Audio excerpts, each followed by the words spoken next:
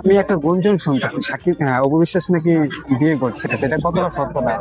বাংলাদেশে আসলে ইদানিং কালে খুব বেশি একটা ব্যাপার চলে এসেছে এআই। হ্যাঁ, তো এআই যেমন আমার কিছু সাংবাদিক বন্ধু আছে যাদের সাথে আমরা অনেক কাজ করি, জানেন, ফেসবুকে তার সাথে আমার খুব অন্তরঙ্গ কিছু ছবি প্রকাশ পাচ্ছে। আমার কোরিওগ্রাফার, আমার মেকআপ আর্টিস্ট, আমার কাছের ছোট ভাই, ফ্যামিলি মেম্বার্স, তাদের সাথেও এআই দিয়ে করছে।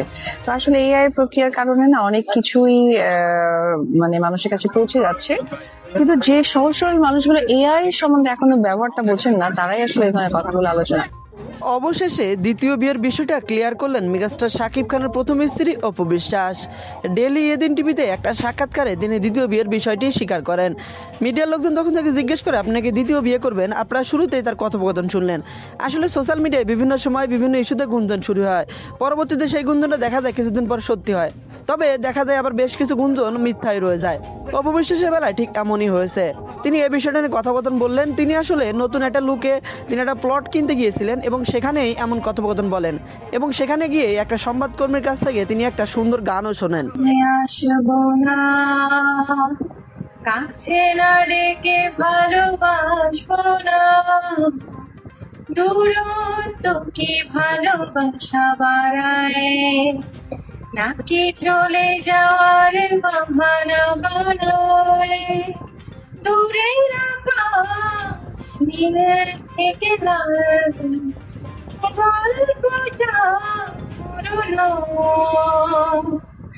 ডুবে ডুবে ভালোবাসি, তুমি না বাসলেও আমি বাসি, ডুবে ডুবে ভালোবাসি, তুমি না বাসলেও আমি বাসি। এইটা কি ছেলে খেলা, আমার এই স্বপ্ন নিয়ে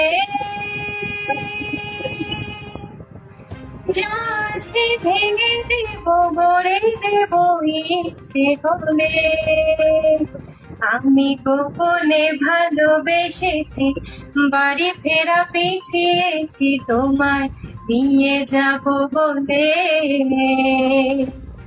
একবারে এসে দেখো, এসে বুকে মাথা রেখো, বুড়ে দেব চুলে রেখে দূরে আকাশ নীল থেকে লাল, গল্পটা পুরনো,